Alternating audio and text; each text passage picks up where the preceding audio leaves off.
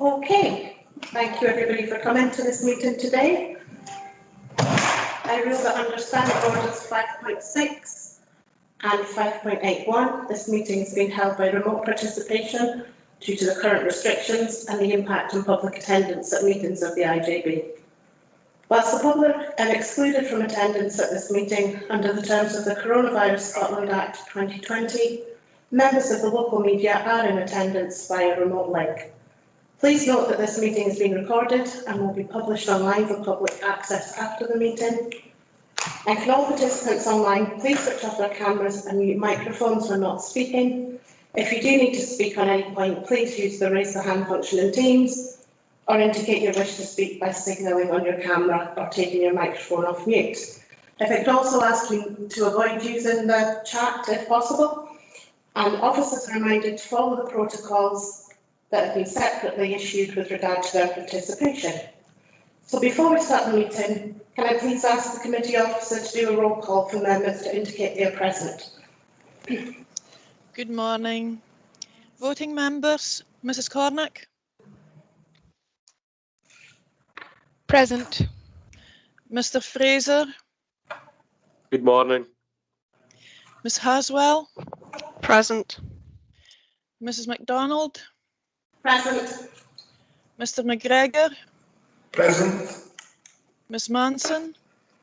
Present. The non-voting members, Mr. Chittick. Present. Mr. Williamson. Present. Ms. Morgan. Present. Dr. Einerson. Present. Ms. Watson. Present. I have apologies for lateness from Ms. Gens, Mrs. Tulloch. Present. And Mr. Guyan. Present. And sorry, I missed Mr. Sandilands, but I'm not sure he's attended. Thank you. Okay, thank you very much for that, Liesl. Okay, we will move on to the agenda. And item 1 on our agenda today is Financial Monitoring Report to the 31st of December 2020. And Carl Wilson is going to present on that. So go ahead, please, Carl. Okay, thanks, Chair. So this is the Financial Monitoring Report to the 31st of December 2020, and it's already been presented to the Audit Committee on the 11th of March. The projected year-end position is an overspend against IJB commissioned services of 611,000. So this consists of a 697,000 underspend on the SIC arm of the budget and a 1.3 million overspend against the NHS arm. The NHS overspend can be broken down further between directly managed services and hospitals. So it's 439,000 overspent relates to directly managed, and 869,000 is relating to hospital services. So the projected year-end position by service area can be seen at Appendix 1 that starts at page 10 of your packs. And the main reason for the overspend continues to be the high locum spend in psychiatry, GPs and hospital medical consultants. The recovery plan will now be addressed by a one-off additional payment from NHS to cover the net overspend created by agency and locum staff. So this will result in the IJB as a separate legal entity reaching a break-even position for the year end. This change in approach to the recovery plan is in recognition that the recovery plan is an in-year corrective measure to address a forecast overspend, and it's different to the longer-term change programmes we must look to progress. So although we'll again achieve a break-even position, it's important to stress that we're now in a sustainable financial position, and we need to continue to focus on the longer-term redesign to close the funding gap. So happy to take any comments or questions about this. Thank you very much for that, Carl. Okay, I'll open it up for questions. I've got Robbie McGregor. Thank you very much, Mr. Williamson. Can I return to something that's been raised in the past, the ongoing difficulty as far as locum costs are concerned, to misuse an accounting term? It's almost becoming a fixed cost in the accounts. Is there any way that we can seek to have a sum of money put into the budget and the accounts to cover a static figure for locum expenditure, because it looks kind of like it's going to be an ongoing cost all the time. Thank you. It's probably a daft question, but I'll try anyway. Carl? No, it's a good point, Robbie, and I think the paper later on in the agenda about next year's budget says we'll recognise that, and we're going to set aside a sort of ring-fenced budget to cover locum spend. But we can't put that into the IJB at the start of the year because we don't know how much to put in, because it's still, we're aimed to reduce locum spend as much as possible. So there'll be an NHS budget that comes in at year end to cover any additional costs that's been a result of locum expenditure. But you're right, it's become ongoing, but we need to try our best to reduce that, and can redesign contracts and change service models to try and take that down, because it's no sustainable. Thanks, Carl. We'll come back in, Rob. Thank you very much, Chair. But will that still, I'm pressing this point, Carol, will that still show as an overspend? I did spot that in the later item in the agenda, but will it not still show as an overspend? Carl? It will until year end, but I think my management council recognise that that's going to be covered. Thank you very much, Carol. Thank you, Chair. Okay, thank you. Got Natasha next. Thank you, Chair. I would just think I echo a lot of what Robbie is saying, and my point was kind of along the same vein. I think that this has been an ongoing problem where we've always had to try and square the circle when it comes to locum costs. And I think that this approach in the budget is a pragmatic way, and I think it does show an improvement about how the board are evolving our budget strategy. That aside, and again on the same vein as Robbie, I think it's crucial that the work continues to explore ways of making our staffing more sustainable on a long-term basis. And I wondered if Brian could perhaps update the board as to the current streams of work being undertaken to address this challenge. Thanks, Natasha. Brian? Yeah, thanks, Chair. Thanks, Natasha, for that question. The current work is really, some of it's building on work that we've already been doing. So the Rediscover the Joy project has really had a really significant positive effect on locum costs within GP world. So there's a little bit about exploring why that model works, and people are happy to come to Shetland within that model. So we are looking to see whether we can transpose that across into some of the other areas. Rotational working, rotational models. I've always said the obstetrician and gynecology service in acute has moved to a rotational model, and it's proven to be quite successful. But there are some areas where continuity of care is really, really important. For example, mental health, where we do have high locum costs. We have reviewed about rotational models within that, and it was felt it wouldn't be really person-centered in the fact that people build up a relationship with their clinician. And how would that be affected if that clinician was rolling through maybe on a 4-weekly basis and then wouldn't be back until 3 months later, for example. So we have looked at really rotational models on the whole. I think there's also a little bit about, I've just had a discussion this morning about just where we are probably in line with the pandemic progression. And is it a time to go out and actually look to recruit substantively? People may be looking for a change. People may be looking for something different. Certainly we are have a meeting later on just to start to have a look at maybe just going out to recruitment and just seeing how we get on at the moment, at this moment in time. But I think it's also important that we maybe learn from some of the aspects of people who have come to work for us. Some of them are doing, for example, global health placements over in Africa and places like that. So, we're writing that in the job recruitments that we would be flexible to support that. So to allow people maybe to, realise some of their ambitions professionally, but also to align that with being able to work in Shetland. So I do think we've been trying to just reflect some of that learning back into, what we're selling as a job or as a career in Shetland. And, I think we are moving forward, especially just as we're sort of hopefully coming out of the pandemic, and focus will just change on sustainment of the new services and the new normal. I think it's a really opportune time to have some of those conversations. Thanks, Brian. Do you want to come back in at all, Natasha? No, that answers my question. Thanks, Brian. Thanks very much. I've got Jane next, Robbie, but if you want to come back in, if it was on that point, that's fine. Yeah, come in, Robbie. Thank you very much, Chair. Thank you very much, Brian. This is a subject that's very close to my heart. I've suggested in the past innovative methods. I notice adverts based in Glasgow for IJB staff have been flooding the television recently. I note in your comments you said, looking at it later on, maybe now's the time to promote Shetland. There's been, I'm touching wood here, a relatively COVID-free place, and it might be attractive for people for professionals to come with their families to the islands. So I'm wondering if consideration could be given to mounting an advertising campaign now. Thank you. Brian? Thank you.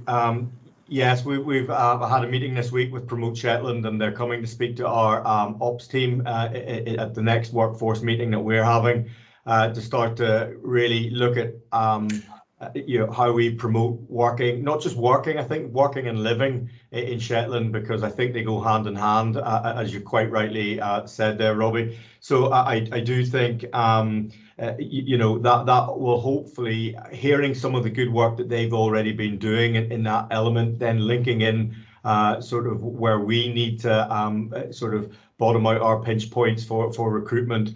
I think that could be a good bit of co-produced work just moving forward. So we have definitely had those conversations about what are agencies like Promote Shetland doing, and how do we link into that, as well as how are we actually selling ourselves. A lot in the past has been done via an advert on paper and a job description. And actually, I think you're absolutely right. I think when we're looking at enticing people to come, it's more about living and working in Shetland, and hopefully we'll be able to take a little bit of a different process and a different sort of recruitment process that will allow better insight into what it's like to live and work in Shetland, and hopefully maybe get some of those jobs advertised in a different media rather than it being traditionally in, for example, medical journals or things like that, but actually maybe embracing some of that digital media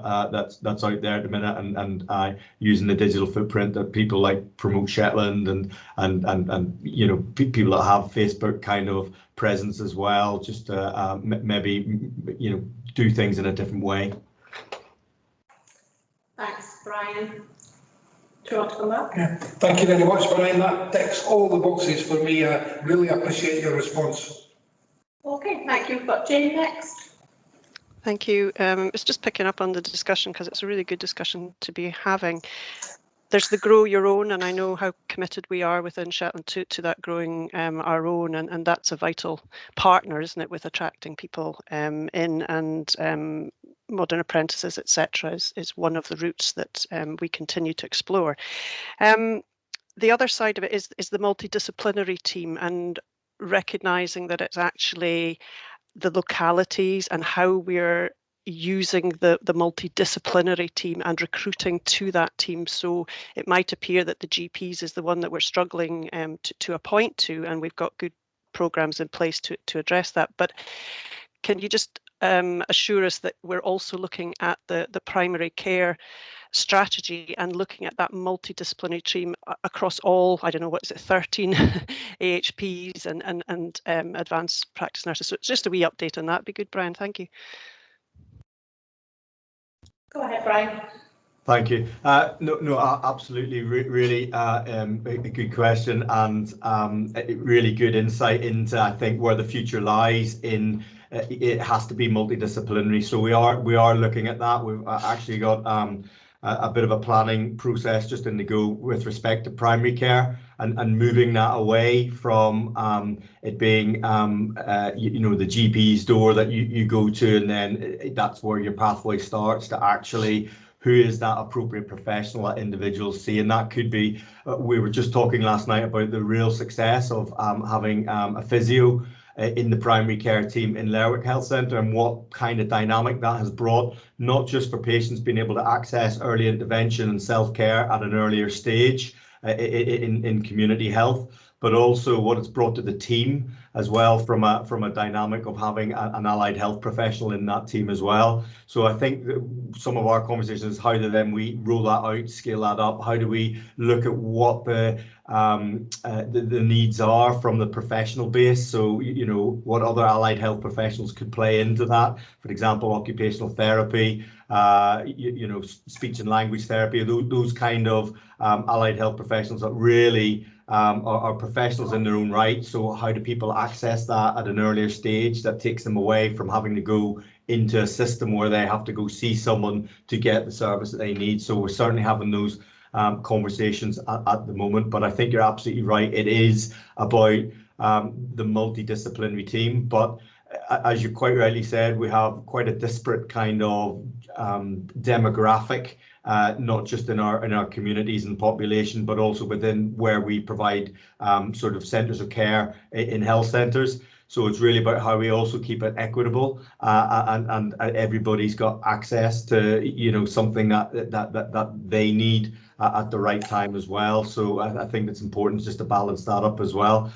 Just coming back to your point about modern apprentices, absolutely, growing your own is something we're aligned to, and we're hopefully about to go and interview for some modern apprentices, and I think we've also got one coming to work in our outer office here in the directorate. So we're really aligned to that kind of process as well of growing our own. But it's just a little bit of reflection and a conversation I had last week in when we're growing our own professionals, maybe who are going into niche areas. Sometimes it's better that they go do something in a bigger centre to actually get that experience, that then when they come back to Shetland, they're more experienced and they have a wider professional boundaries, which is probably what we need sometimes in Shetland when we're looking at generalist practice or remote practice as well, or the fact that they're very remote, in the fact that their links probably to tertiary centres is a little bit further away. So it is just then that reflection that would take longer to grow our own. So it is quite complex, but it is something we're trying to, where we can, sort of take that as an ethos and a culture. Thanks, Brian. Do you want to come back, Jim?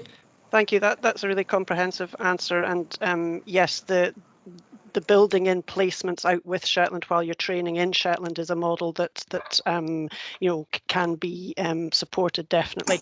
Can I just ask then that when you're having these discussions about the multidisciplinary team and the AHPs and the ANPs, that also the community link workers and the experience nationally of that is certainly growing, the research and the feedback from that post. So can that just be included in your whole review of that? That's it. Thank you. Thank you very much. I've got Joel that wants to come in next. Thank you, Chair. I think, Brian's obviously given a very thorough answer there, and it was just to say as well that there has been some guidance that we've received just this week about the use of multidisciplinary teams in primary care, with particular respect to mental health as well. So I think when we're talking about the use of multidisciplinary teams, the AHPs, AMPs and all that kind of thing, then it's looking at how we work with people across the whole gamut of physical and mental ill health to ensure that their needs are met at the earliest possible stage. Thanks, Joe. That's really helpful. I've got John next.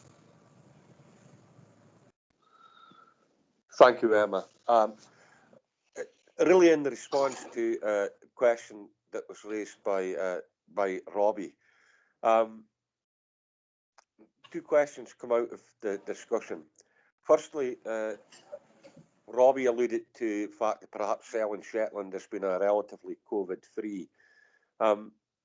I would be reluctant and would suggest to exercise caution. None of us have a crystal ball with regard to how the COVID pandemic will evolve, and that I would hate to see an opportunistic level Shetland being sold as this safe COVID-free place where we don't know what is potentially around the corner. So my first question would be to Mr. Chiswick: is it your intention to market Shetland with that particular element? And the second thing that I would like to bring up is that it is always desirable to encourage people to live, work, invest and study in Shetland. Of course, that is what we want. And with regard to clinical relationships, it is always, in my opinion, and what I hear from both service users and clinicians, it's always best to have that relationship and a face-to-face contact. However, it has been shown, particularly over this last year, that certainly in psychological therapies, that a positive therapeutic relationship can be developed between the clinician and the service user virtually, with the likes of Teams and Zoom and FaceTime and what have you. So I'd like the reassurance that it will not be an essential prerequisite for people to reside in Shetland for these services to be accessed by the service user, if that is deemed to be an option and a solution. Thanks, John. Brian? Thank you for the question.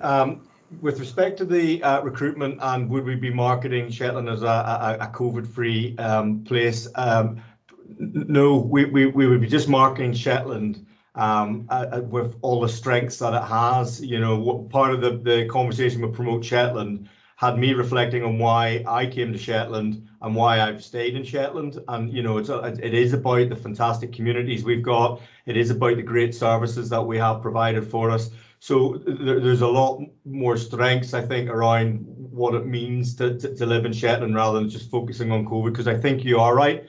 I think it is an unknown situation at the minute, and actually, you know, it's demonstrated at Christmas. Sometimes outbreaks in smaller systems can have big impact. So I think we've just got to balance up with, you know, where we are in the moment in time with the pandemic management. So all we can do is do as much as we can with the prevention and the vaccination programs and everything, and working with our public health colleagues to make it as safe as possible.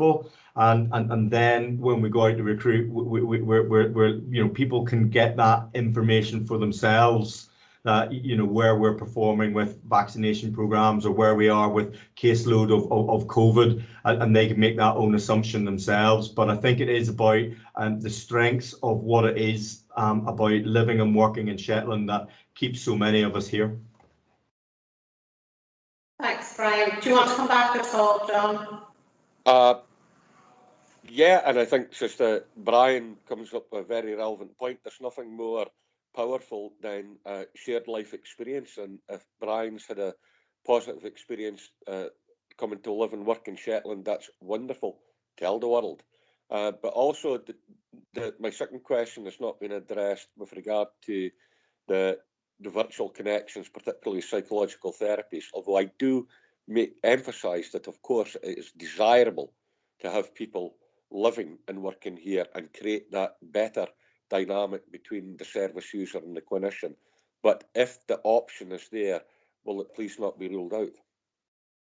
Will it be considered? Brian? Yeah, thanks. As soon as I closed off my mic there, I realised I hadn't answered the second part of the question, so my apologies.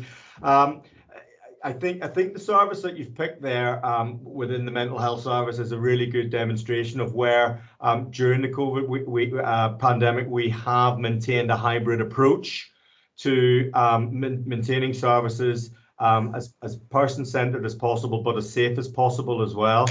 So there is you know, a bit of learning about actually some of the services do need face-to-face connectivity with service users and the professionals that are providing the service. So in those areas where the risk of not getting that face-to-face contact outweighs the risk of a COVID transmission, then those services have been maintained as face-to-face services. What we've also done is go away and have a look at what services or what part of that pathway can be provided from a remote aspect. Some of those services have been provided by people who are working remotely in Shetland, and some have been provided by people who are out with Shetland at the moment. So again, there's even a hybrid sort of mix of how we're providing our remote services as well. But I think what we're trying to do is just align the service need with the people who can provide whatever that hybrid mix is of face-to-face or remote kind of access to services. You know, so that patients are seen and clients are seen in a timely manner is what our driver's been at the moment. Thanks, Brian. I think Karen wants to come in. Thanks, Chair. Just to add a little bit more to what Brian said, and in response to John's question, that we are providing psychological therapy remotely, either over near me or over the telephone. There are some therapies that we still need to deliver face-to-face, so that's meant some people are waiting because they have to be done face-to-face. But we're in the process of recruiting to one of our full-time therapists who's about to retire, and we're considering people who will not be moving to Shetland, and that's part of the recruitment process, is how will they make that work. So we interviewed somebody yesterday who was in the Republic of Ireland and interested about how they will make that work if they don't move to Shetland. So we're absolutely open to all possibilities. Ideally we'd want somebody here, but as John points out, sometimes that doesn't always happen. Thank you. Thanks very much for that, Karen. Do you want to come back, John? Really, just to say that gives me a considerable amount of comfort. Yes, the desirable end is to have people actually living in Shetland. Of course, we want that. But at the end of the day, it's about achieving the desired outcomes for the service users. And if we can look at every possibility in order to make that happen, and what Karen and Brian have just told me there, that is very much in the thoughts. And thank you. Thank you. Thank you very much. Okay, any further questions on this report, members? No, not seeing any hands up. Do we have any comments that anybody wants to make? Again, I'll give you a moment to put your hand up. I just wanted to thank Carl for his presentation today, and I really welcome the fact that it's made very clear that the recovery plan is not the place to address the longer term challenges. So I'm very glad to see that quite clear in this report, that is not the place to have those discussions. I don't see anybody else looking to come in, so we've been asked to note the management accounts and note the change in the approach to the recovery plan. Are we all happy to do that? I'll take that as a yes, because I see nobody saying anything else. Okay, so we'll move on to item 2, which is the planning and performance update, and that's Brian to present. Thank you, Chair. There's quite a lot in this paper, so but I don't really make any apologies for that, because I think it really does just kind of lay down some of the conversations we've been having at Performance Management Group about how we start to link up performance with some of those areas, you know, about finance and the paper we just had presented, and also the paper we will be presented later on about the midterm financial plan and some of the gaps that are arising. I think part of it is about then how we're planning and how we're measuring performance will be key in managing some of those areas.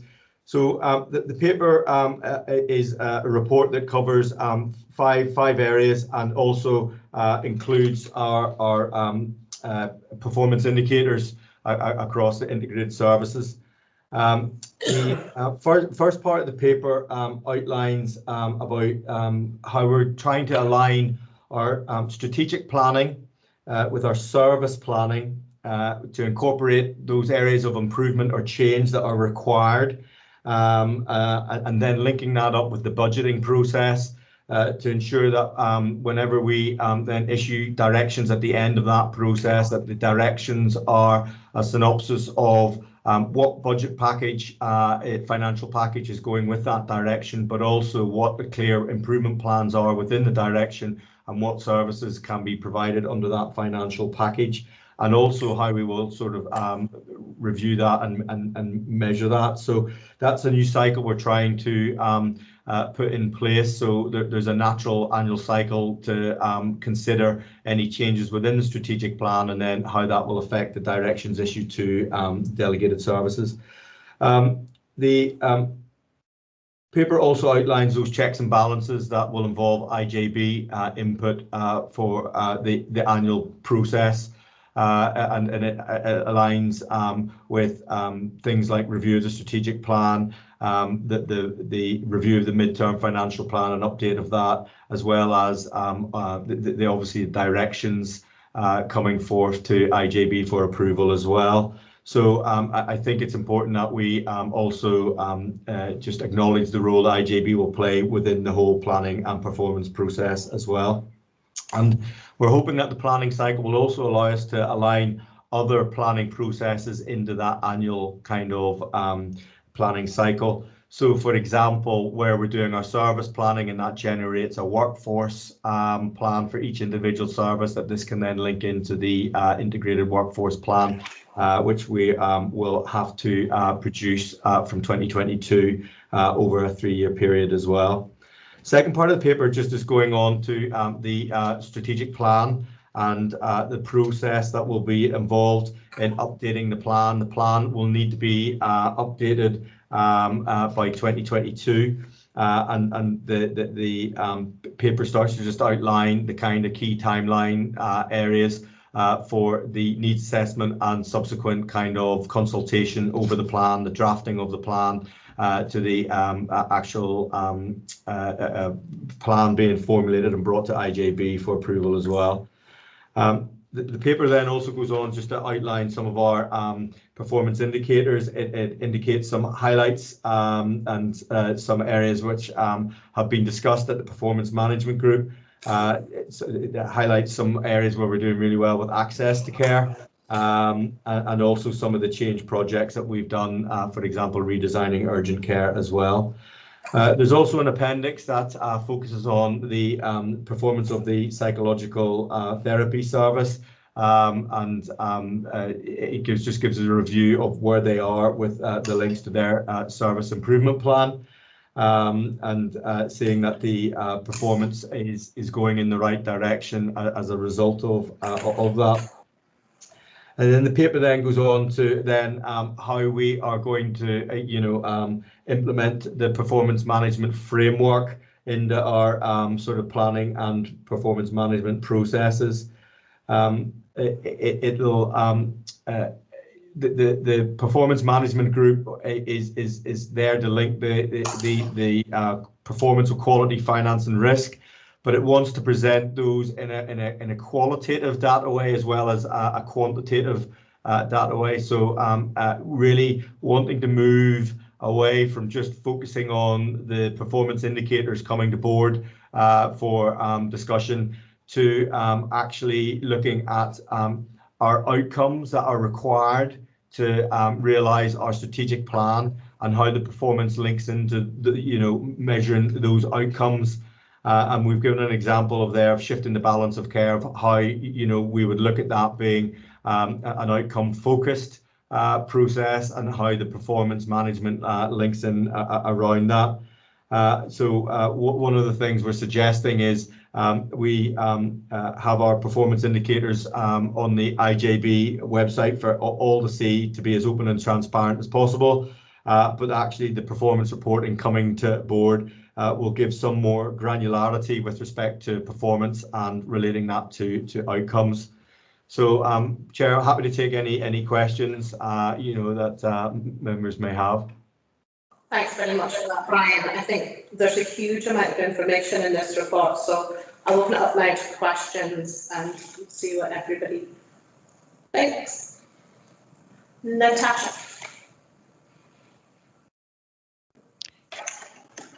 Thanks, Chair, and thanks, Brian. I think this paper is excellent. It is very lengthy, but it's all relevant information and it's laid out really clearly. So I really appreciate this. There was just really one question that I had, and it was around the waiting list for permanent residential care. And I noticed that we've, for the first time since I think 2016, we have a longer waiting list. And I wondered if you had any ideas about why that could be, if there's a trend there, if that's something that we need to be keeping an eye on. Yeah, no, thanks for that question. Sorry, Chair, I just took that question, but sorry. It kind of just links into the discussion we've been having at Performance Management Group about what is actually the performance indicator about. So this performance indicator is actually about those who are getting their place of preference and then being reviewed after that. So actually, we have nobody waiting in the community or within hospital for an interim placement. So all their needs are being met. So that the way that is interpreted, you would think that there's unmet need, and that's what that is aligning to. What I can give you assurance is that the social work team have been really working hard, and it's actually gone down to 11 individuals currently. 5 are on 6 are on their stage where they're just waiting for their 6-week review, and they've already been put in their place of preference, and 5 are still awaiting that.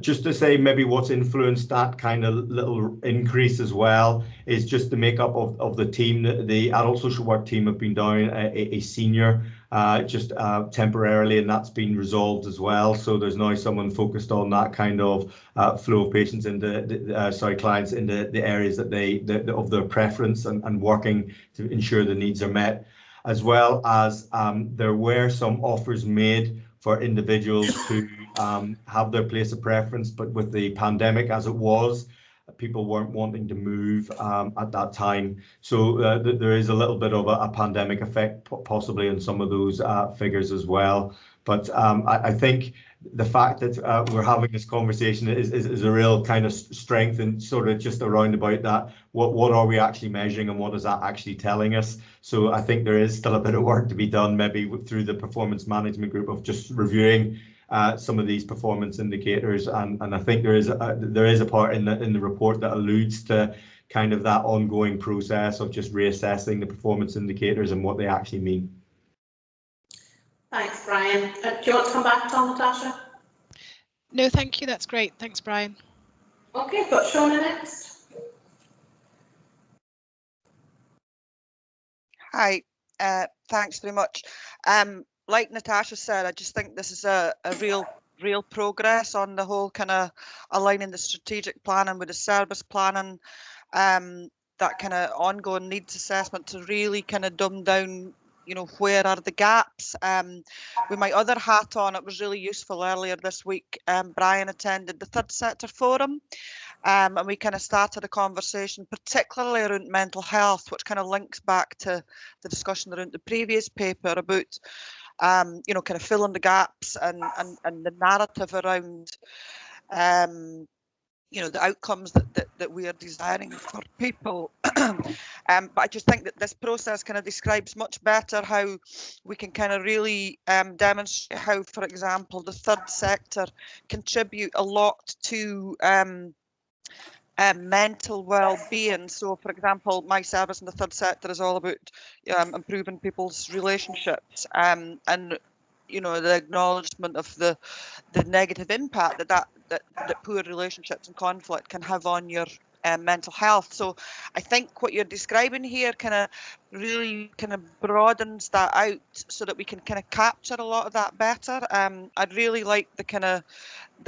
how you've laid out the outcomes focus and inviting kind of more narrative around that, because as you've just demonstrated in answering the last question, sometimes a simple number doesn't tell a story. So as you said, no apology for the length of this paper, and I think that kind of links into how we kind of see performance in the future, because sometimes we need much more kind of qualitative story kind of data rather than just simple numbers, which just doesn't tell the stories. I think this is real progress, and as I say, with my other hat on, it really good to kind of start having much more conversations with the third sector. I know that Lynn is on here, so she might have anything else to add to that. But thanks very much. I don't actually have a question as such, Brian, but thank you. Okay. Thanks, Shona. Jim. Brian, could I come back to page 35 or the annex? It's Annex A. Parties involved and groups that are involved. I think that we need to put the carer strategy group as a group that's involved.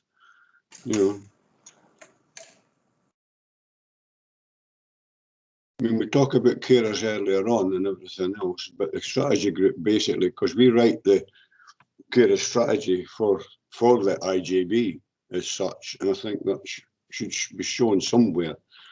Our involvement as a group in, assisting the IJB to go forward. Brian, do you want to come in? No, absolutely. I totally acknowledge your point, Jim. I think some of my learning through the vaccination programme has been how complex the carers and unpaid carers kind of map is, and I think there is something that we've done that work to identify who those individuals are that are providing care and supporting individuals in the communities. What is the next step to ensure that they're supported better coming forward? And certainly in the independent adult social care review that has been published, there's a whole section of recommendations on supporting unpaid carers. So I think we need to do that kind of collaboratively and together. So I'm happy to take the point. I may take this out of the meeting because I can't find exactly where it is that you're alluding to, but I'm happy to have that conversation with you, Jim, offline, just to see maybe how we just do some of that work moving forward.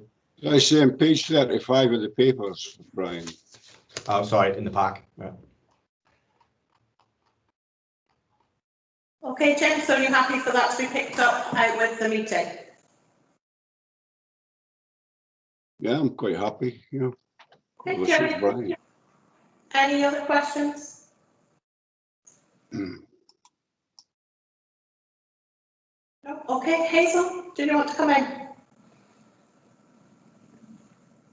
Thank you. It was just in connection with 2 points that had been made. Firstly, Jim Guyan's point, absolutely tick your point about the involvement of unpaid carers, and I would like to take that forward through the strategic planning group, and maybe to explain the list of organisations and groups that's listed in this paper as more the formal groups, and there will be many other groups and individuals who we will want to speak to, like through the needs assessment process. So very happy to add that group to this list, and to say that there will probably be others which I've missed as well.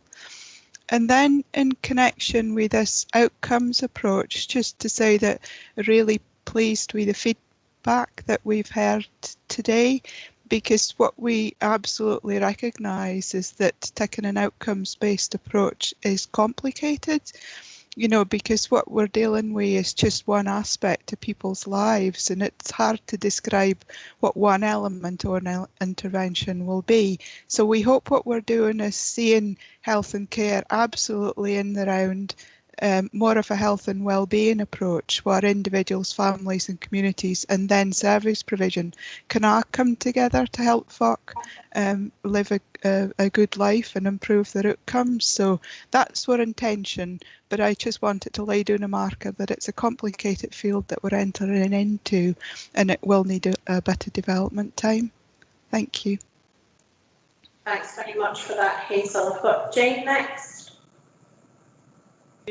Thank you. Just picking up on that point about the outcomes. Absolutely, it's it's a riddle in itself. But in the needs assessment, the wording is how many people will need services, and I think that the other bit is that we're needing to shift the balance of care to the preventative, to the not actually coming anywhere near a service, and how we use the budgets for that. So I absolutely agree, the outcomes, it is really complicated, and I think our language and around needs assessment needs to be carefully looked at in order that the outcomes are the right outcomes, and that might be that they actually do not come into a IJB service, obviously.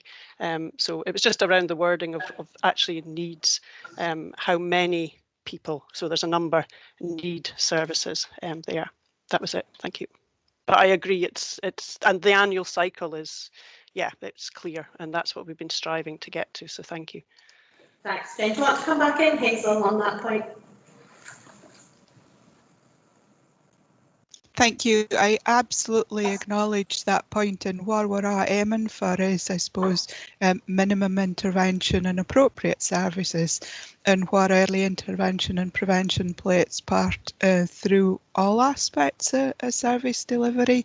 So the bit about needs assessment is just the formality of how the legislation and the documents are written, but completely understand that that's a key outcome that we're aiming towards. How we count people that don't need services will be a challenge, but it's absolutely on our radar. Thank you.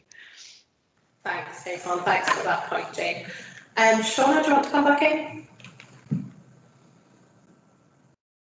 It was really just adding on to that and acknowledging the complexity of identifying, as Hazel just said, people that don't need services, and it's something we've worked with in the third set, and I think that Brian acknowledged that that because we always have to account for every penny that we get, I suppose we've become better at it, but it's really difficult to get the right wording on an outcome to ensure that you're kind of capturing that, and how do you count the people that don't need services is such a challenge, but I just think we're certainly going in the right direction.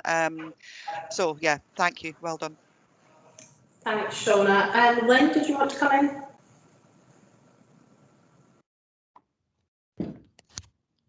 Yes, thank you, Chair. It was really just to kind of touch base, more of a comment rather than a question.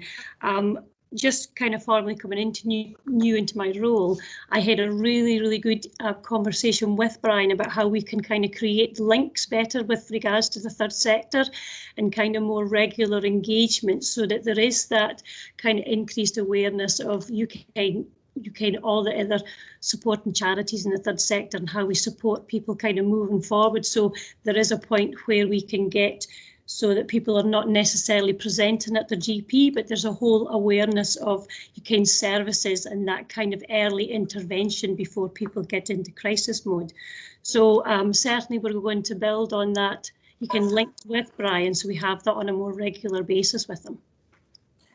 Thanks very much for that, Lynn, and welcome to I think this is your first meeting at the IJB, so we're glad to have you here.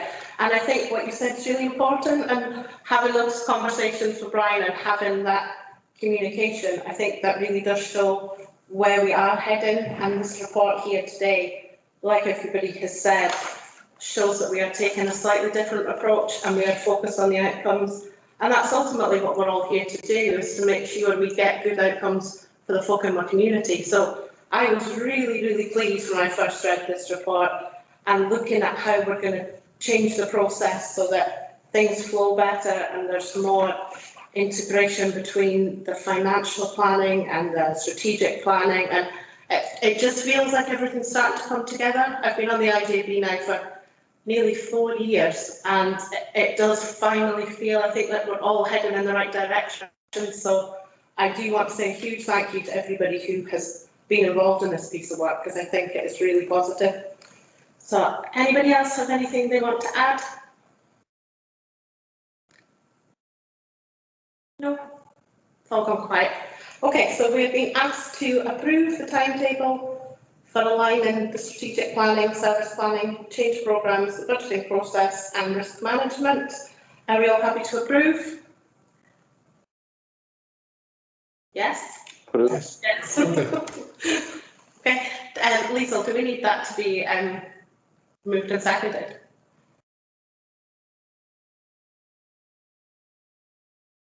I'll take that as a no. Okay, and we're being asked to note the activity to develop the first stage of updating the strategic commissioning plan. Are we happy to do that? Yeah, I feel that we've commented on any issues and we've considered and commented on the outcomes-based approach. I think we've all agreed that this is a really good approach and we're all happy to do so. Okay, so if we move on to item 3, which is the medium-term financial plan, and that's Carl to present. Thanks, Chair. This is the IJB medium-term financial plan. It covers the 5-year period, 2021 to 2026.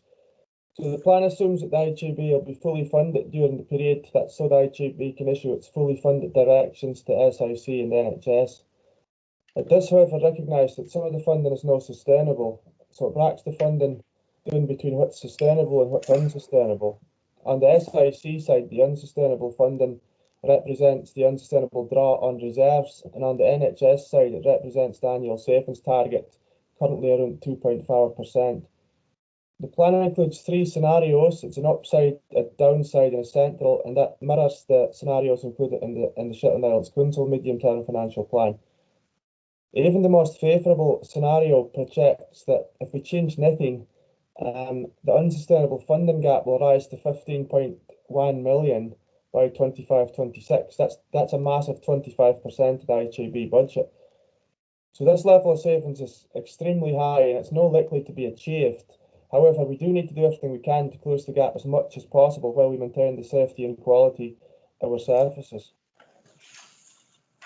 As we plan and make decisions going forward, we need to ensure the medium-term financial plan is fully considered and the actions we take are aligned to the plan. We must look to close this funding gap as much as possible by 25-26. The plan will be updated annually as part of the cycle, which is spoken about in the last agenda item, to make sure it's current and fit for purpose. That's really all I want to say about this plan, but again, happy to take any questions. Thanks very much, Carol, for that. I'll open it up to questions. This is obviously not quite as positive as the previous item we had on our agenda, but I'll open it up for questions for Carol. Jane? Thank you, Carl.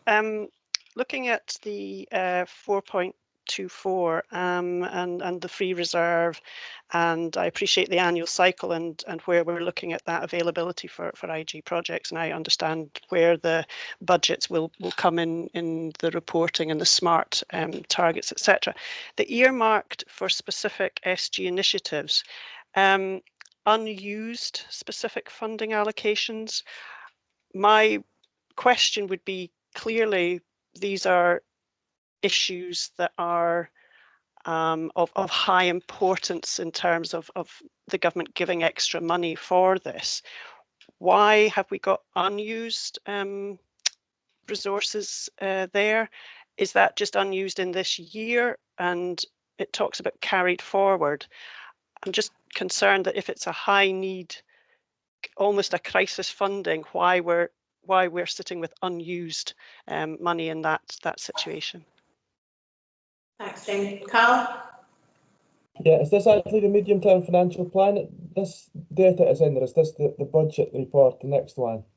Oh, it might be the budget report. Apologies, Carl. I'm scrolling up and down. Apologies, okay. It is in the next one. So I can hold that question for the next one. Apologies. It's all right. Okay. I'll maybe kickstart questions then while I wait for other people to come in. The medium-term financial plan is quite clearly a real challenge across both IJB, Council and NHS. It's a challenge going forward. My question would be, and it's probably one that other people might have to chip in with as well, but these big change projects that we have to progress, so we have to make major changes to allow our services to be sustainable going forward. So as an IJB, how do we ensure that these change projects do actually happen, and how do we scrutinise the process? That would be my question. So I don't know if you, maybe I'll bring Brian in first. Thanks, Chair. I think it's a really good question, because I think it links into the last paper about performance. And, you know, I think there's conversations to be had from a performance management group. We certainly have representation at that group from both the council and the health board's PMOs, project management office. So I think it will be through that group that we oversee a lot of that kind of activity. But then we would probably think about how we report on that would be via the performance report, I think, would be a good way, because that's coming regular enough to IJB for them to see and monitor the major bits of improvement work that will be coming forth. I would also hope that from the initiation of those kind of projects, that there will be some form of process to bring forward the documentation associated at the early stages of the programme, so IJB can approve that is something that they're happy to continue and potentially fund if it is from reserves, for example. So I think there's a little bit of governance interjected at the early stages around the sort of project initiation, but certainly from ongoing sort of oversight of where we are and where we are in alignment with the timeline in the project. That could certainly be brought forward via a performance report or via our quarterly performance report. Okay, Christine, did you want to come in as well on that point? Thanks, Brian. Thank you, Chair. Just over the last couple of days, through the Health and Social Care Liaison Group, and also in a meeting that CMT was had with a number of chairs, we've been talking about the Council's approach to just exactly the same cycle that you see here, in terms of how the strategic intent and the outcomes that we're trying to achieve across all council services, and as expressed in our ambition, which members of the IJB will be familiar with, how that then feeds into the activities, and then back, as Brian says, through the performance cycle. A key part of what we're doing in that regard is mapping timelines for major change projects, which will include the ones that are coming out of your strategic plan, so that from the council's side, we will be able to better allocate and manage the corporate resources that will be needed to support some of the activities. So clearly the staff that will be working on these are employed either by the council or the NHS. So in terms of the council support through corporate services, so finance working with Carl, in terms of HR working across any staffing implications with HR colleagues in the NHS, we're looking to map that and map the timelines to make sure that we can meet the target dates for key change projects and programmes, and in early course be able to discuss any resourcing issues, and then be able to discuss those again appropriately. Also, I think the local partnership finance team, which I still chair, where all the finance and planning support services come together to discuss these issues, will have a key role in making sure that we do manage to provide the resources. Again, talking in the earlier report about the cycle, the importance of resourcing, so the planning, then the resourcing, and then the performance, making a cycle. So I think there's a lot of work that we can do very collaboratively. Brian and I have had some discussions about this already. As I say, it will be a key key theme in the local partnership finance team to make sure that health and social care change projects and programme are supported through the council, but working absolutely very closely with NHS colleagues, with Hazel and others, to make sure that they're resourced and be able in early course to flag up any issues that arise or any risks to the outcomes that you've set, and obviously that then will feed into your directions, which is another report on today's agenda. I think today's agenda is really setting the scene for how we work in this way and achieve the change that we all know is challenging, but that we all anticipate and feel will lead to better outcomes for the community. So it's just really to give reassurance that we'll be working very closely with Brian in terms of mapping out what resources will be needed from across council support services to make sure that we can keep on track, and if there are any issues, report those in early course, seeking change in order to get things back on track. Thank you. Thanks very much for that, Christine. I think that's been really helpful. I'll maybe follow up quickly with just another quick question, but it's related to the one I started with. How do we ensure that we do make sure that the medium-term financial plan stays at the front of our minds? So it's very easy. You have this report. You talk about how challenging the future looks, but then if you're not seeing that report regularly, I'm worried that it will get forgotten about, because we've got a budget coming up and that report looks much more positive, but we can't lose sight of the bigger, longer term picture. So how do we ensure that this does stay kind of really high up in everybody's minds? Do you want to come in, Carl?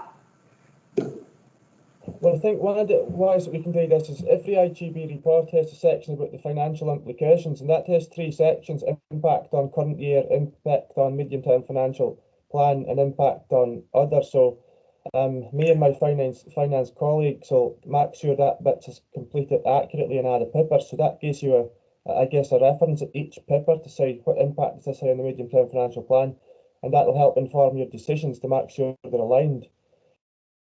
That's one way that you can keep on top of this. And otherwise, it's just the whole planning cycle. Again, the strategic commissioning plan should be kind of set the direction and the strategic aim on where we're going. We should try and build that within the financial envelope that's available. I think that's easier said as done, but it needs to be part of that kind of annual cycle. That's really helpful. Thanks very much, Carl. Anybody else have any questions on this? Robbie?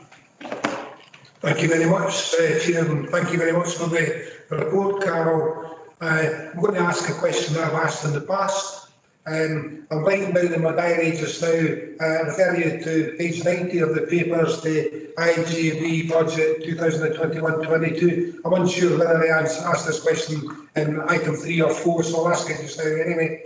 In the light of the current global uncertainties, I'm just wondering, is 7.4 million as a total cost for pharmacy and prescribing realistic? I apologise, I have asked this question again. Sorry, I've asked this question before and I will ask it again. I'm just a wee bit concerned that it's unrealistic.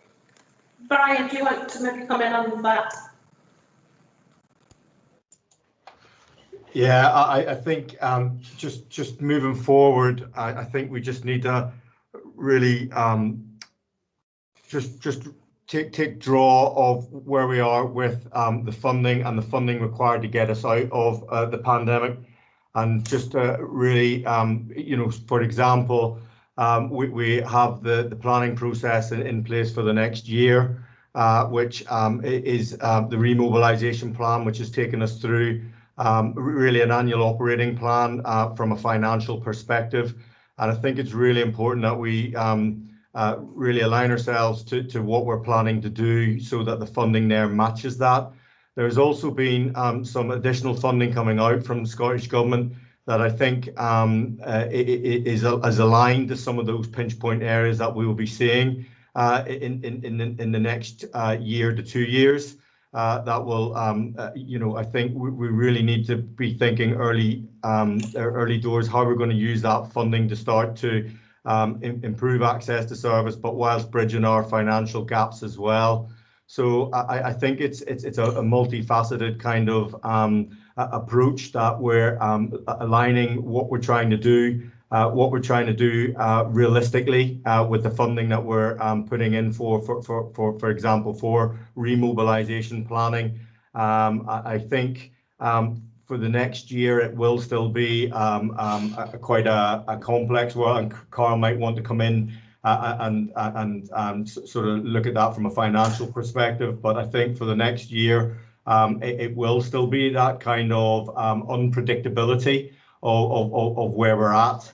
But I don't underestimate that the midterm financial plan being a 5-year plan, and we're just at the start of that and we are in a pandemic, that I think we will need to closely just align our progress through the 5-year period with the change processes, the funding that's available, the changes in service provision, the changes in the shift to balance of care. And I think that's what I mean by it being very multifaceted and complex, because I think they all will have an effect on the outcomes after the 5-year period, and that deficit that we're sort of forecasting there, how we bridge that and keep that as minimal as possible. So I think it also links into Chair's last point about how do we keep this at the forefront of our mind. And I think it is about sort of managing the in-year kind of checks and balances that will, align with the overall kind of alignment with the midterm financial plan, and assessing where we are on that kind of scenario-based plan of whether we're upside, downside, or and any further changes that need to happen. So I don't know if that answers your question there, Robbie. Robbie? Yes, I get where you're coming from totally, but I'm just a wee bit concerned about that particular line that I have intimate knowledge of that particular aspect, and I'm just wondering if perhaps we might find that there will be further deficits will develop over the next 5 years. I'm not sure if you wanted to add anything, Carl. I was just going to say that the budget is set on the best information we have available at this time, but it is subject to change. And I think in year, if the prescribing budget was impacted by COVID, then we need to build that into our remobilisation planning and possibly seek more funding from the government. So it's not something we can manage locally, because the NHS doesn't have reserves as such. So I think that would need to be factored into remobilisation plans. And because it's our 5-year period, that's the whole point of updating this annually, to make sure it is current and fit for purpose, so it becomes part of that annual update. Thanks. That helps enormously. In other words, the budget's a live document that is updated as the information progresses. Very comfortable with that. Thank you, Carol. Thank you. Any further questions?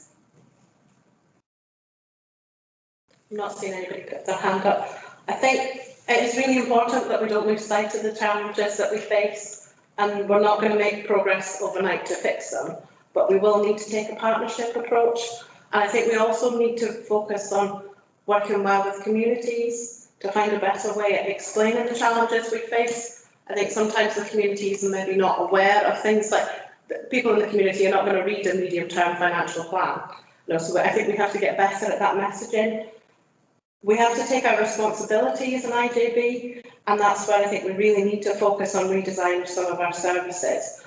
And the redesign isn't just down to money. We have to redesign services because services have changed because they need to change. So I think that's really important, and we have to make sure we do start to drive these things forward. I think John wants to come in, so I'll let you in, John. Thank you, Emma. I was waiting for the questions to be over because it's more a kind of debate issue.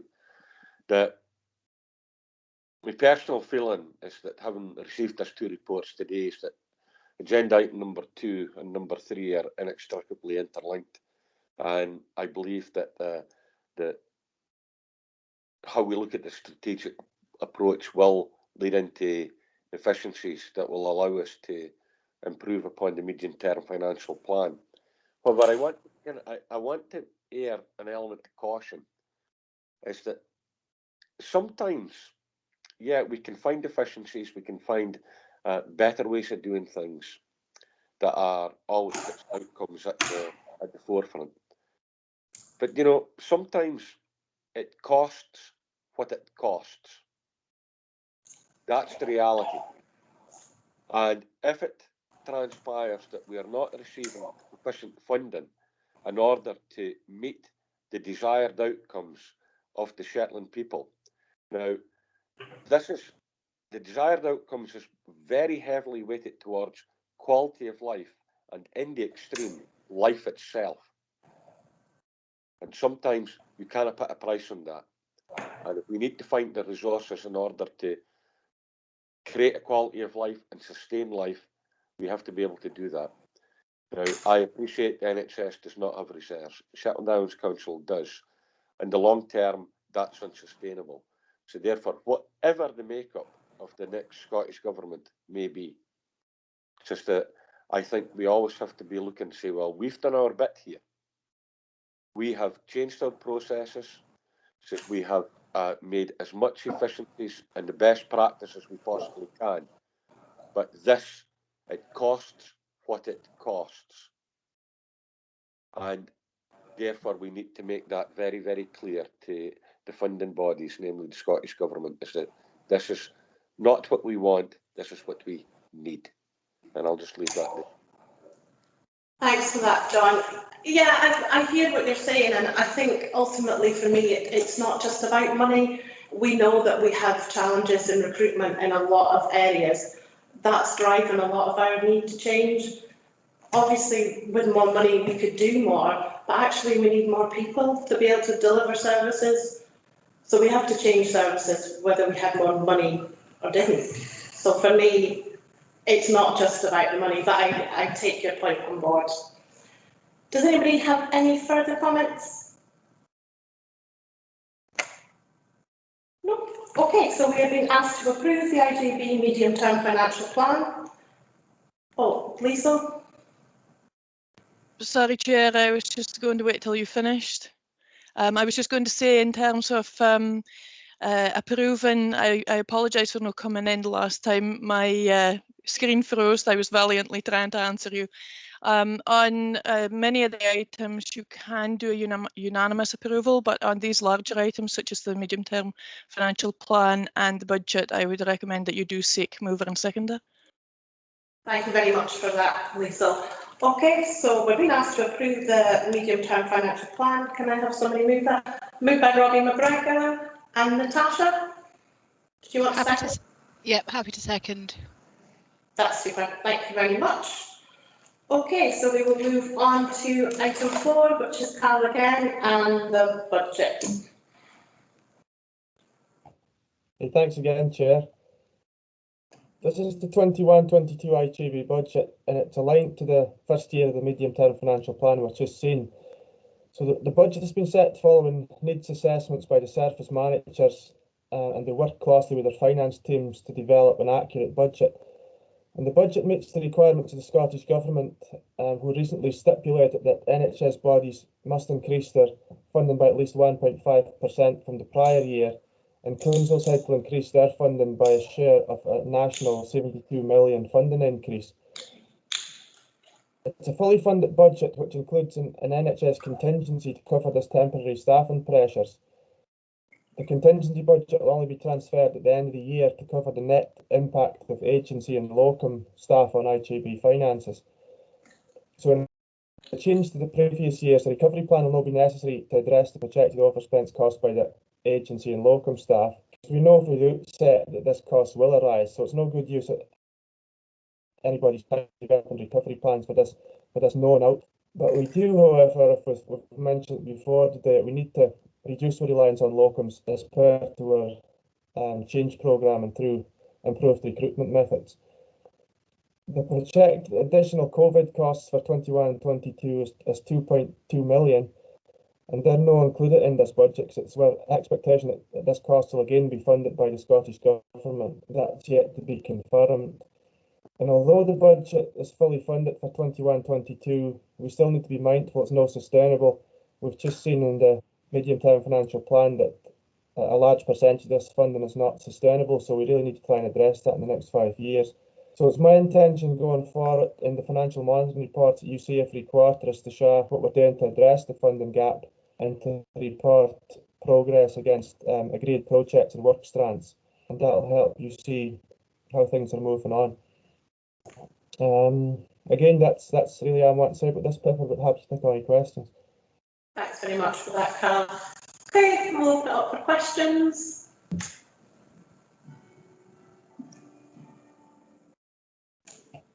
Quiet. Oh, Jane. I'll just re-ask my question. Thanks, Carl. Just around that unspent additionalities. Yeah, some of that funding we get quite late in the year, for example, and we don't have time to spend it. And other allocations, it's maybe intended for a 3-year period. It's to be used to cover a period to implement outcomes, not just in 1 year. So I think the whole point of the IJB reserve is a mechanism to allow that money to be spread over a few years. That's something the NH boards historically couldn't do. I think the IJB reserve is exactly for this purpose. It allows us to spread out the costs and maybe not just spend it abruptly in 1 year. It gives us time to spend things wisely over a planned period, rather than just getting rid of it before a year end. So it's actually a positive thing in my mind. Yep, that's gives the assurance of that and the narrative behind that. Just if we've had discussions about the fluidity and the kind of agile budgeting within the year, so that ultimately the outcome takes the budget across different service headings. Is there progress in discussing that rather than the kind of very rigid, as it appears, rigid budget headings, to a more fluidity flowing across different budget codes? Well, I think the budget needs to be fluid, but that fluidity would occur as part of this annual cycle, because if during that cycle the service managers realise through their needs assessment that they need more or less money, that's when the budget would flex, and that would feed into the following year's budget. So that would mean the budget becomes fluid on an annual basis. If you're meaning actually changing budgets within year, I mean, the chief officer has got the authority to vary budgets between services if that's necessary. But I think usually in year we just look at the IJB bottom line, and if that's underspent, we're doing well financially as an IJB, and looking at our performance reports, if we're making our performance indicators and we're within our financial limits, then I don't think it would be necessary to vary budgets in year. I think it would be more important to get it aligned through that annual cycle we've spoken about a lot today. Does that help? Yes, I see Brian's hands up, so I'll maybe hear what Brian's. Yeah, do you want to come in, Brian? Yeah, it was really about the first point about money being rolled over in the reserve from additionality funding. Some of the funding we get is based on an NRAC kind of basis, so it's often not enough to maybe, for example, go out and employ someone for the year. So where we can, we'll maybe up someone's hours, and use that funding to get some kind of output and outcomes from that funding, but it may not necessarily use up all that funding. So so I think some of the rollover is due to the inability just to recruit someone, a whole-time equivalent for that post, and that just makes it sometimes a little bit bitty and a little bit difficult. So it's sometimes just the way the money is allocated as well gives us a little bit of a problem to spend that in year, and then we need to roll that over. With regards to the flexibility on the budgets, in principle, yeah, I think that is something that can happen, but it hasn't happened in the past. And in a way, I think from a chief officer perspective, I find it easier to maybe get oversight on just where we are by keeping the budgets as they are. Yeah, I know it's maybe at the end of the year that we start to have those discussions about maybe where fundings are, but we've got to remember the whole in-year kind of budgeting happens on a kind of partner by partner kind of process that happens at different periods of the year as well, which has been laid out in one of the papers today. So I think keeping the kind of budgeting and the budget separate just makes that a little bit easier, but allows it then to come together, you know, with the new plan of how we're planning things. So I think from a chief officer perspective, I'd be keen to see how the new maybe planning processes that we've discussed this morning maybe just aligns the budgets a little bit better and how we work along that. But certainly that's my perspective from a chief officer perspective. It's certainly there may be, you know, something from a corporate services or a financial perspective that Christine or Carl might want to feed into that thought process. Thanks for that, Brian. Do you want to come back on that at all, Jane, or Carl, do you want to come in? Well, no, really. I just think what I said before. I think we just need to align the budgets during the annual planning cycle, and that would allow the flex of the budgets, and we end up with a direction with specific outcomes and a budget attached to it. And that's an attempt to attach finances to outcomes. That directions with its outcomes in it and its monetary budget that's been built up through a process, kind of needs assessment, for example. Thank you. Thank you. Just that there is the assurance then that budgets can stretch if the outcome attached to the individual person is meaning that the budget in that particular service is not available, but they can get a service monies over a different budget. So, but Christine kind of has started that conversation with us in the audit, so might have a point to bring in. Christine, do you want to come in? Yes, thank you. Clearly, it's really important that in terms of the funding that's delegated to the IJB, the intention is very much that, and people have heard this phrase used, although it's actually a nonsense, this idea of money losing its identity, because of course there are so many restrictions on so many pots of money that we can't do that. We are still obliged to account for funding against how it has been allocated. So I think it's really important in this context to remember the directions that the IJB approves, which actually set a budget for a particular direction. And as long as the audit trail is clean and can be identified, then clearly the service does need to be able to flex money and use it appropriately, and particularly where we're looking at change. But it's about making sure that authority is in place, that through the monitoring process and your directions and updates to your strategic plans, that you have that clarity and that the IJB itself is comfortable in approving that. Clearly, you're relying on your chief officer and your chief financial officer to make sure that all that is in place. But I come back to the original point. It is really important with all the complexity of the systems that we make sure that the money can be used where it needs to be used. I can't say as I'm a fan of environments, because I think it's really important in understanding when you set a budget or when an allocation is set what's been happening, so that sometimes it's actually good to see an underspend in one area and an overspend in another, because then you're actually understanding and able to discuss how that's happened and where in future the funding or the budget for a direction or in a part of a strategic plan or in a budget setting process might need to change. I think sometimes if you wire the money across so the budget money matches the spend in a time period, you lose that information. It's interesting in the context of this meeting where you've been talking about data doesn't always tell the story and give the right picture. So I suppose I would urge caution around environments, and as long as you're clear that the authority is there, the budget is allocated against your plan, against your direction, then you still need your chief officer to be able to use the resources across the piece in a flexible, agile way. So I hope that makes sense. I know it is quite complicated, but it's about keeping that audit trail and then that good management information about your budget patterns and spend to inform decision making. So it's coming back again to that planning, resourcing, performance loop. Thank you.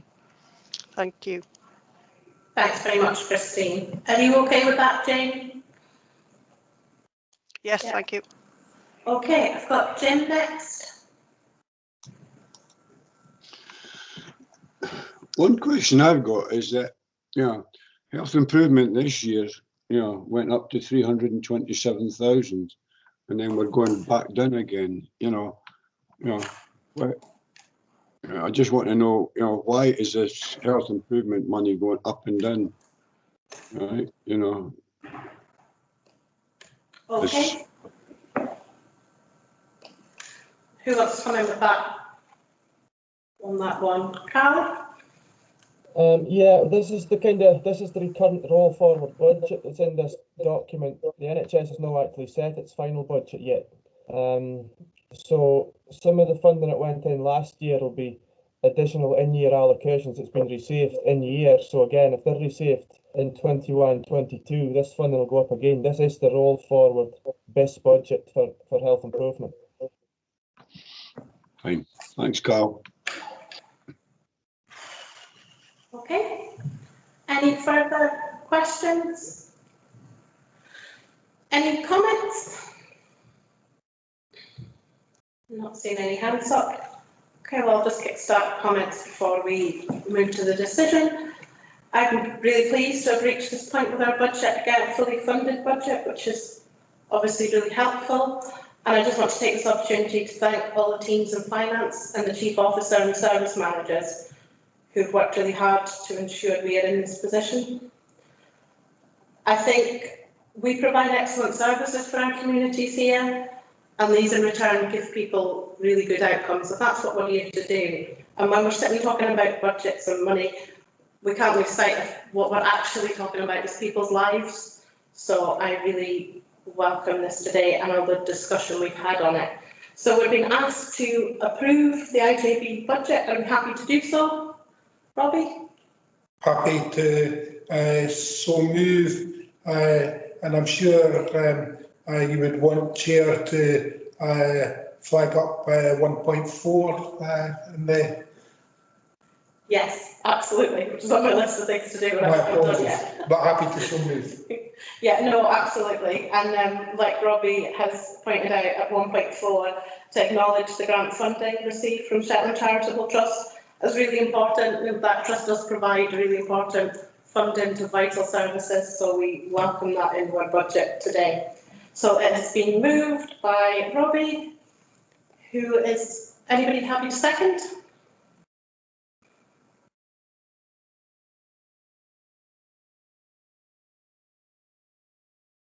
Anybody? Natasha?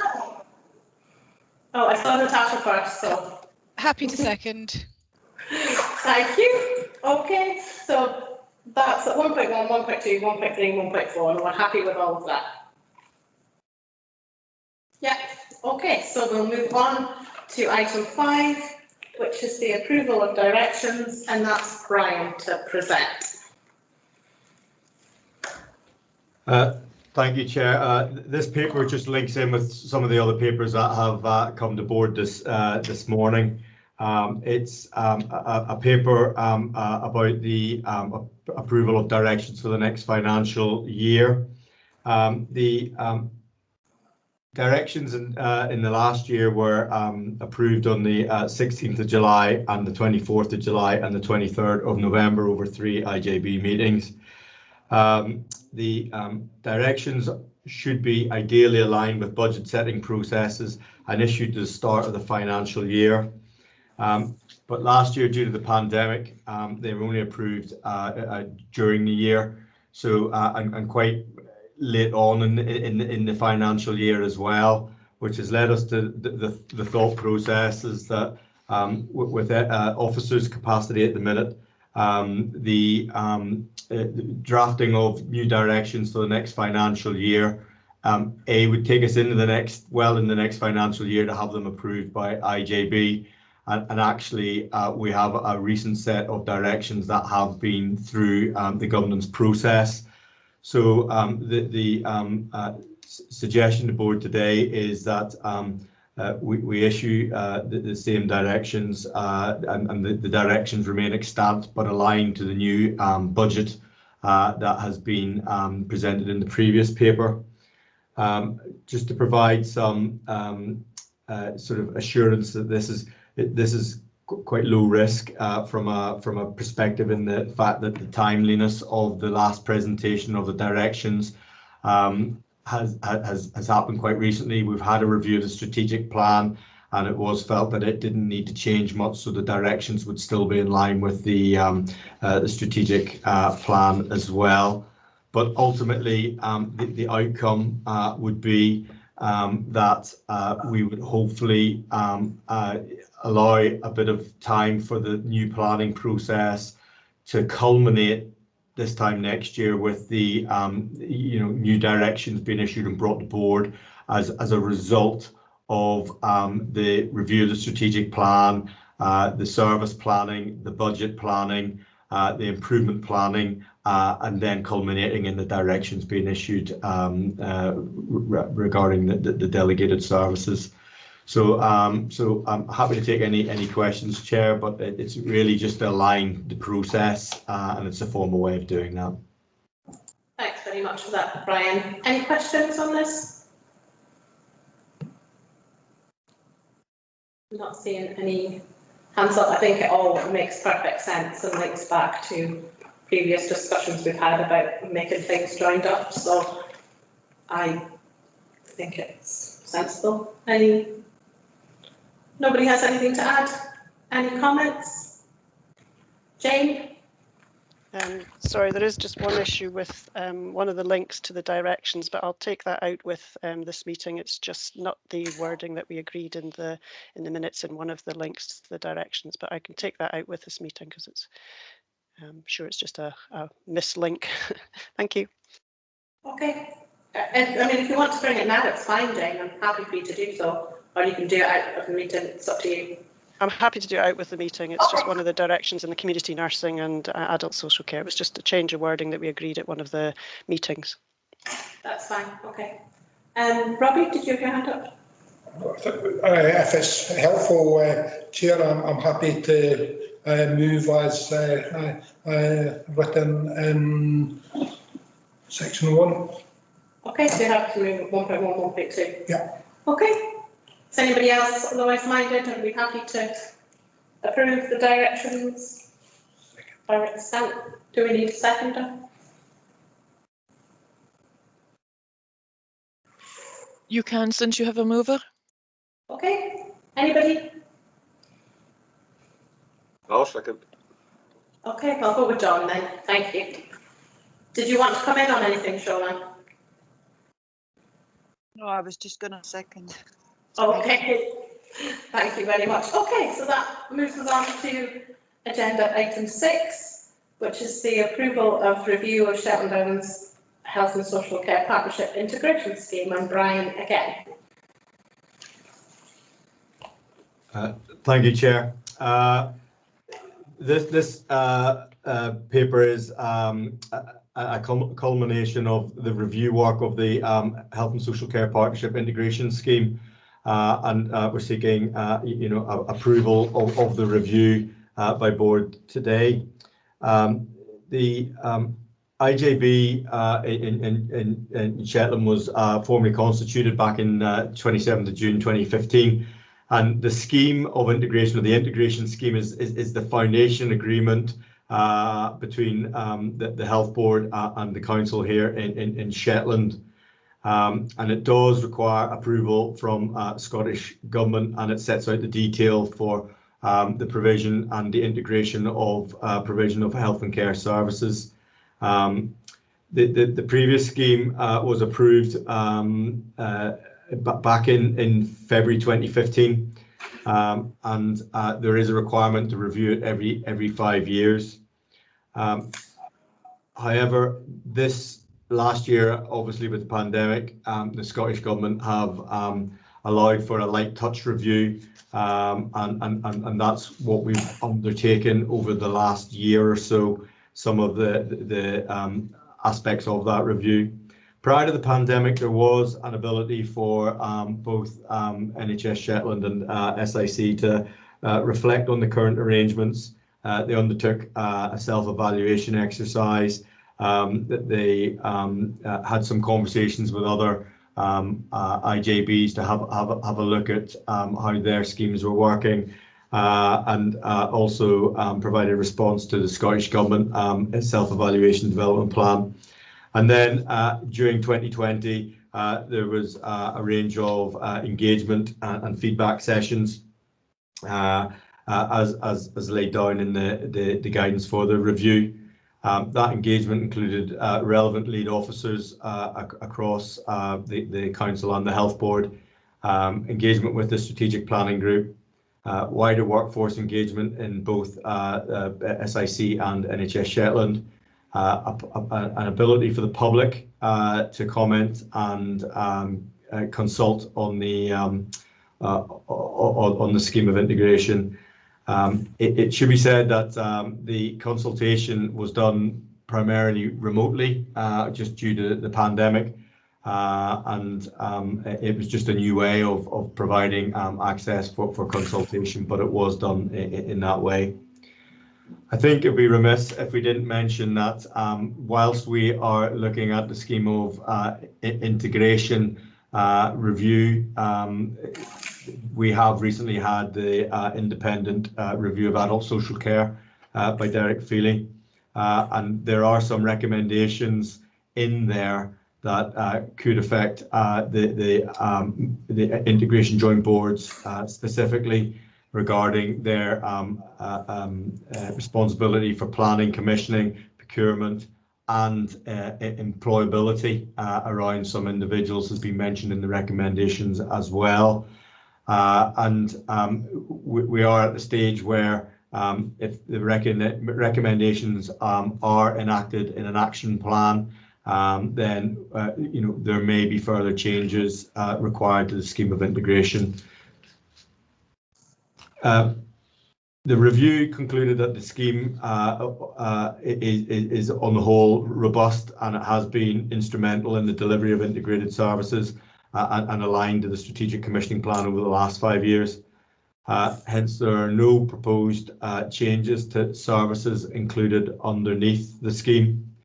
There are some proposed changes regarding membership of IJB in the non-voting membership, adding professional representation from public health, allied health professionals and pharmacy to allow IJB to be focused on the early intervention and preventative kind of activity and re-enablement activity that we've discussed today that will be so important in our planning moving forward. With regard to delegated services, there has been some discussion about health improvement as a delegated service, and does it remain a separate entity, or do we include health improvement activity across all the delegated services? But it was felt that at the minute no changes are proposed to that at the moment, and it just remain as is. The other thing that is probably a new thing that we will strive to do under the scheme is the development of a workforce plan. Work and activity is already ongoing with the HR teams from both SIC and NHS developing a workforce plan for this year, but it should be acknowledged that the IJB will have to produce its own 3-year workforce plan from 2022. And that is why it's been included as a change in the scheme. There's also been development of appropriate arrangements to ensure clinical and care governance is strengthened, and part of that is in the wording to remove a committee being responsible for the clinical and care governance on the whole, to actually develop an appropriate arrangements and framework. That's to ensure that the governance assurance has been provided at the right level.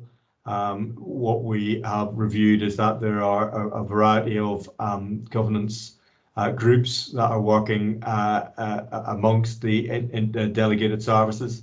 That includes things like social work governance group, the joint governance group, joint workforce forum, joint health and safety forum, and it was felt that there was a lot of the governance happening. But you know, it's about just providing that governance at the right level, and that will be work that will come forth, and that will also involve a discussion with IJB about the role of IJB Audit Committee moving forward as well.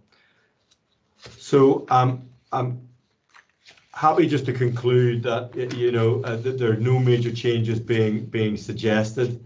And just to note that the approval of this report and the recommendations today address a key external audit risk that was highlighted over the last year in the audit report as well.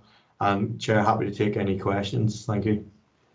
Thanks very much, Brian. Okay, I'll open it up for questions. Natasha. Thanks, Chair, and thanks, Brian. I'm really pleased to see this paper before the board. I know there's a lot of work that's gone into it, and I know that there's also been a lot of consultation that's gone into pulling this together. I've long been of the view that the actual scheme itself doesn't directly block or hinder any of the work that the partnership undertakes. I think this was particularly evident when the pandemic hit. You know, some of the things that we thought were blockers just sort of disappeared overnight, and I think that partnership working came into its own in a way that we haven't seen in Shetland before, and that's on the backdrop of an already really strong history of partnership working. I think the way in which the scheme is written already provides us flexibility to work in the way that we do and the way in which we want to work already. So I don't think that any substantial changes really are required to the scheme. That said, I do support the changes that have been listed, and especially with regards to membership, which I think will really improve the strategic input to the board. Thanks very much for that, Natasha. Anybody else? Robbie? If I may, Chair, I'd like to support what Natasha just said.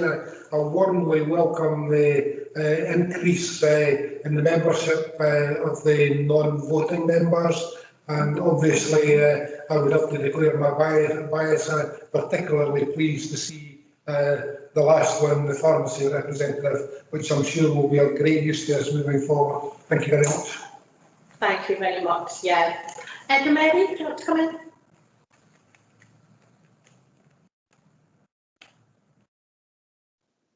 Sorry, apologies, Chair, trouble with my buttons. Yes, I too would support the increase in the membership, and I suppose I just really wanted to make the comment that really pleased to see that the core role that public health plays has actually been recognised and that's now included. I suppose the challenge of adding in an AHP rep and a pharmacy rep is that may for other groups raise the question of why not a representative from our group too. So I think we just need to be mindful of that. But I also have a question about, I wonder, in terms of, we have recognised before the pandemic, you know, that mental health is a very big issue. You can affect them probably about 25% of the population. Going forward, it is an increasing issue through the pandemic and going forward. So I just wonder whether in actual fact we should be given any consideration as to whether we looked to have somebody that has some kind of special focus on mental health and well-being. So not necessarily say mental health services, but mental health and well-being as a non-voting member. Just a comment there for consideration. Thank you. Brian? Thank you. I think your point's really well made, Edna Mary, about where we're going, and I know that your point about representation from mental health services would align with some of the activity that's happened centrally in Scottish Government, where they've put in a minister and a director for mental health. However, I think within the small system, I think the addition of a public health representative, I think, would then allow that to be right across the spectrum of services and the delegated services from a planning and a public health perspective. But also, I think they're really well linked in as well with communities, and would bring some of that sort of communitization, if that's even a word, but of kind of provision of support, and a move away from the word services, but provision of support for individuals who are maybe having issues or mental ill health or mental distress and things like that. So I think a lot of that kind of role would be swept up with the public health representation, who would look right across the system and be able to do that from a mental health perspective. Do you want to come back in, Edna Mary? No, it's absolutely fine. As I said, just put it out there for a question, but I think if Brian feels that the public health representation will, provide that breadth of view, that's absolutely fine. Okay, thank you. I've got Shona next.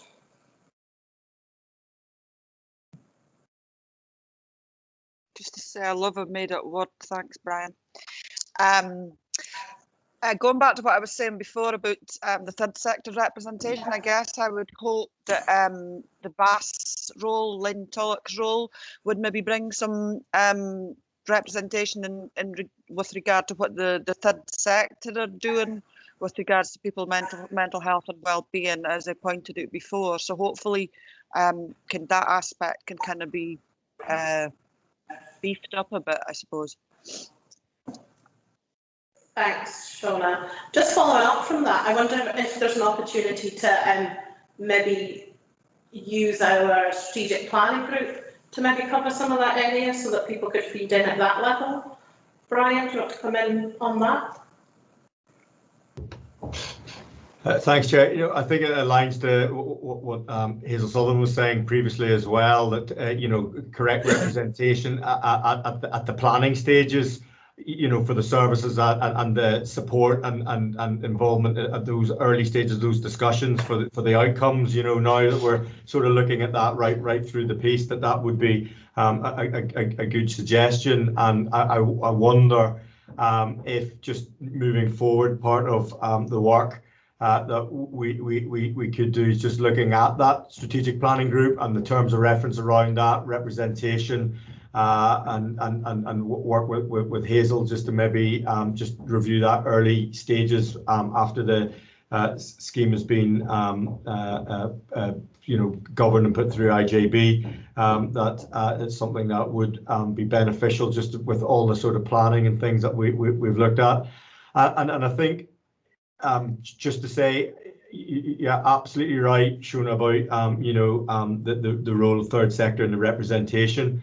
I think the success of the scheme of integration and the integrated services has been what's been happening operationally as well, and the fora that's been there for the discussions within the Health and Social Care Partnership to enable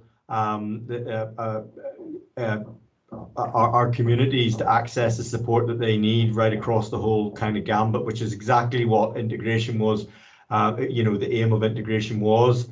So, I'm very keen that, we maybe start to go down that kind of avenue as well with third sector as well, and operationalise a lot of the kind of conversations that we're having, and certainly the establishment of the group that Lynn alluded to earlier on in the meeting about having those conversations with third sector and building that relationship, I think will go a long way to emboldening the relationship the third sector has with IJB as well.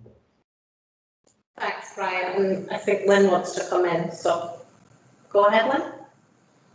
Thank you, Chair. Yeah, it really is just to reiterate that certainly the role at Voluntary Action Shetland in terms of being there as a kind of a key representative for the third sector, we would very much welcome absolute input and engagement at at the key stages, at the planning and looking at resourcing and things.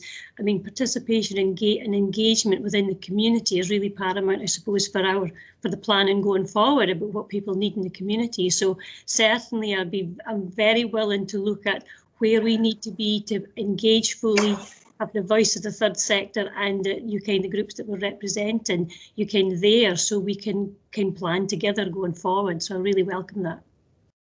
That's really positive. Thanks very much, Lynn.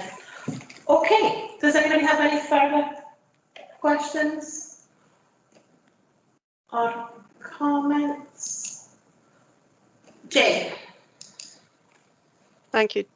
Just picking up on the discussion as it's been going on. Brian, you talked about that workforce planning, and I think obviously that's absolutely key.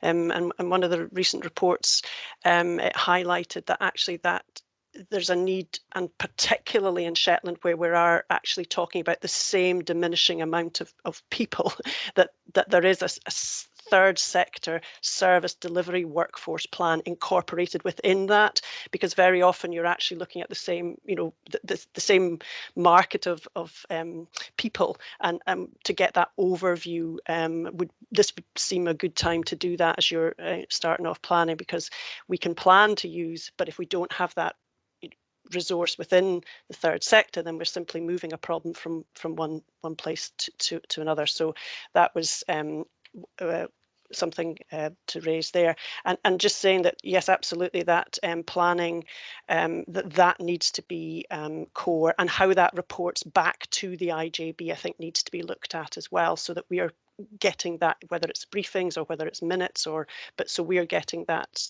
feedback there. And just along, I think housing are represented on that strategic planning group, but if they're not, then that's that whole social economic determinants. Housing has been in recommendations about IJB representation for quite a while, but I take the point about public health, and that's really important, and I do think that will support that overview, but maybe housing at the strategic planning level would be something to explore. Thank you, and I'm happy with the changes. Thank you. I've got Hazel. Did you want to come in on that point before? Thank you. If I could just reply specifically with regard to the housing question that Jane has just raised, to confirm that there are 2 housing reps on the strategic planning group at the moment, and what we would like to do is align that work with the housing needs assessment work that's going on at the moment. I may have called it the wrong thing, excuse me, but an absolute acknowledgement as to how housing and supported housing can play its place within the health and care arena. Happy to do that. Thank you. Thanks very much, Hazel. That's really helpful to clarify. I've got Jim next. No, it's fine. Hazel's answered what I was going to say. That's good. Thank you for that, Jim. Okay, have you got any further comments or questions? Anybody? No? Okay. I think this report, like Natasha said, is really welcomed. It's been through consultation process, which was run very differently, but I think it was really effective. I think integration's always worked really well in Shetland on the ground.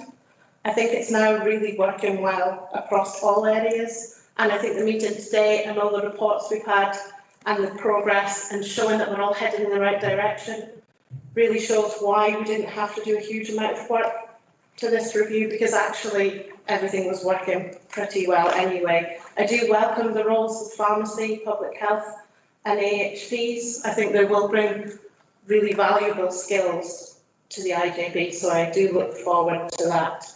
So we have been asked to consider and recommend at 1.1, are we happy to do that? If we could get Natasha? Yes, happy to move. Okay, thank you. And Shona, did you have your hand up? trying to sort my buttons, but yeah, I'm happy to second. Thanks. Okay, that's fine. Okay, so that concludes item 6. And we'll move on to item 7, which is IJB meeting dates, business programme and IJB action tracker, and that's Brian. Thank you, Chair. This is just the routine citing for board members on the proposed business for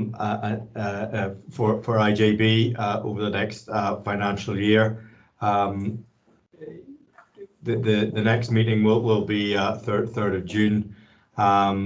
Again, I think it's about linking also the IJB business programme with a lot of the planning that we've discussed this morning. You know, when we and how we ensure IJB's cited on that process moving forward. For example, the improvement plans that you discussed, Chair. You know, how we ensure that you know, reports are brought in a timely manner to board as well. It's something that we'll consider linking now IJB business programme with a lot of that planning as well.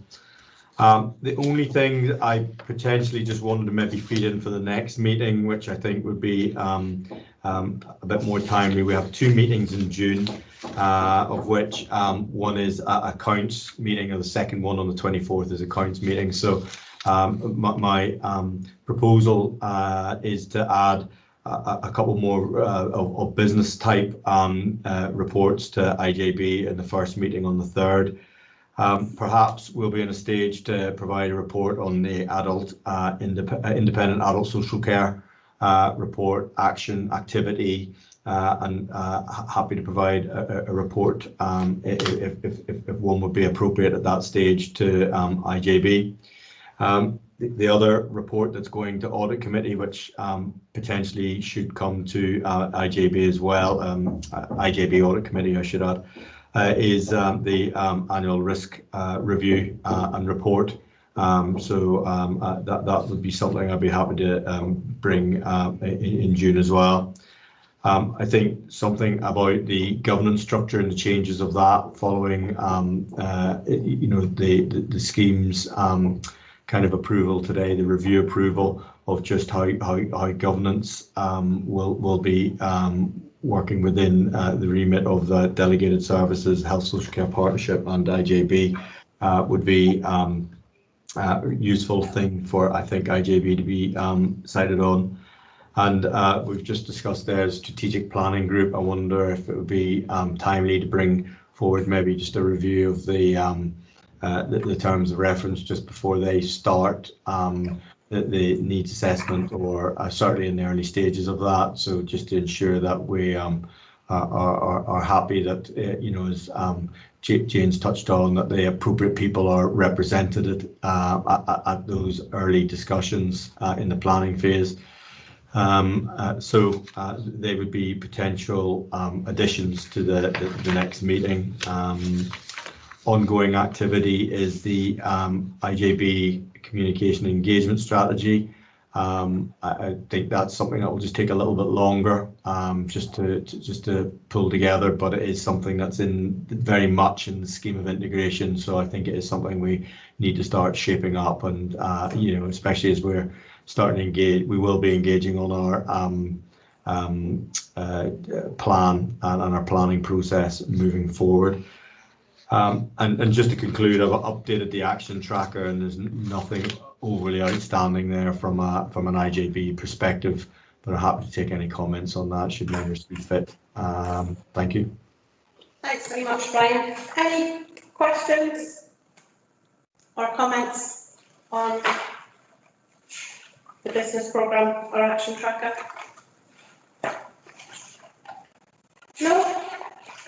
It's quite clear there's still a lot of things to do, as we've established today. We just keep adding more to the to-do list, but that's not a bad thing. Tim, did you want to come in? Just one for Brian, that the care strategy is due this year, Brian, right? And Kirsten Harkis and I are busy working at it. So we've started getting something done. and I'll come back to you and let you know sort of how progress is going. Okay. That's great. Thanks, Jim. Okay. Anybody have anything further? No? I think we're all happy with that. So we've been asked to approve the business plan for the next financial year and review the action track. Are we all happy that we've done that? Yeah, I'm not seeing anybody say anything else, so I'll take that as a yes, we're all happy. So that concludes the business for today. And I'd just like to take this opportunity to thank everybody for their contributions. I think it's been a really good meeting. Lots of debate, lots of conversation, and I look forward to seeing you all at the next meeting. So thank you very much and goodbye. Thank you, Chair. Thank you. Thank you, Chair. Thanks very much. Cheerio. Thank you, Chair. Thank you. Bye-bye.